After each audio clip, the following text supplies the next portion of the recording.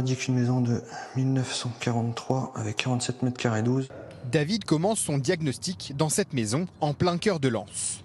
Objectif, analyser sa performance énergétique. La première chose que je fais, c'est que je fais un tour avec le propriétaire quand il est avec moi pour pouvoir justement voir la configuration de la maison.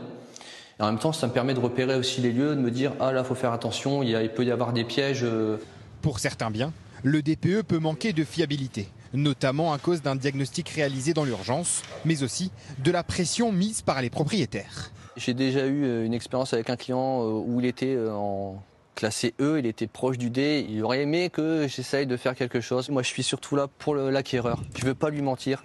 En effet, l'impact de la note DPE est très importante pour les propriétaires de biens immobiliers. Si on a une note qui n'est pas très favorable, ça va jouer de toute façon sur la valeur vénale du bien. Dans le cadre de la location, imaginons le scénario le pire, la note étant G, on ne peut pas relouer.